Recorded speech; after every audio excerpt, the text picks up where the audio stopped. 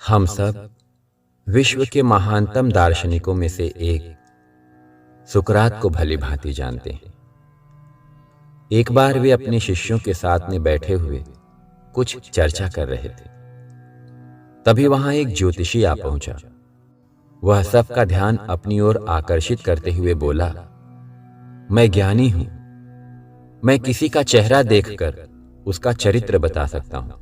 बताओ, तुम में से कौन है जो मेरी इस विद्या को परखना चाहेगा? सभी शिष्य सुकरात की तरफ देखने लगे। सुकरात ने उस ज्योतिषी को बोला कि आप मेरे बारे में ही बताइए। वह ज्योतिषी उन्हें ध्यान से देखने लगा। सुकरात बहुत बड़े ज्ञानी थे, लेकिन देखने में बहुत सामान्य लगते थे, बल्कि उन्हें कुरूप कहना कोई अतिशयोक्ति न होगी। ज्योतिषी उन्हें बहुत देर तक निहारने के बाद बोला, तुम्हारे चेहरे की बनावट बताती है कि तुम सत्ता के विरोधी हो। तुम्हारे अंदर द्रोह की भावना प्रबल है। तुम्हारी आंखों के बीच पड़ी सिकुड़न तुम्हारे अत्यंत क्रोधी होने का प्रमाण देती है। ज्योतिषी ने अभी इतना कहा ही था कि वहां बैठे शिष्य अपने गुरु के बारे में यह सुनकर गुस्से में हो गए और उस ज्योतिषी को तुरंत वहां से जाने के लिए कहा।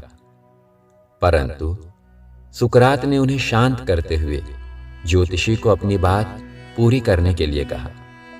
ज्योतिषी आगे बोला, तुम्हारा बेडौल सिर और माथे को देखकर पता चलता है कि तुम एक लालची इंसान हो और तुम्हारी ठुड्डी की बनावट तुम्हारे सनकी होने का प्रमाण देती है।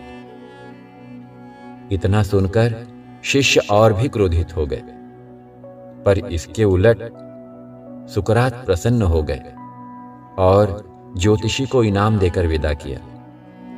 शिष्य सुकरात के इस व्यवहार से आश्चर्य में पड़ गए और उनसे पूछे, गुरुजी, आपने उस ज्योतिषी को इनाम क्यों दिया, जबकि उसने जो कुछ भी कहा वो सब गलत है? सुकरात बोले, नहीं पुत्रो, ज्योतिषी ने जो कुछ भी कहा वो सब सच है। उसके सारे बताए दोष मुझ में हैं। मुझ में लालच है, क्रोध है और उसने जो कुछ भी कहा वह सब है, पर वह एक बहुत जरूरी बात बताना भूल गया।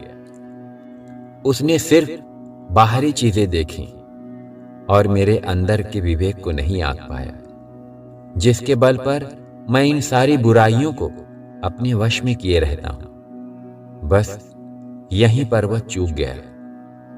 वह मेरे बुद्धि के बल को नहीं समझ पाया।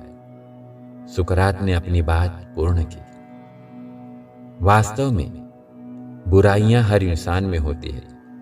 जो सुकरात बनता है वही इन्हें वश में कर पाता है।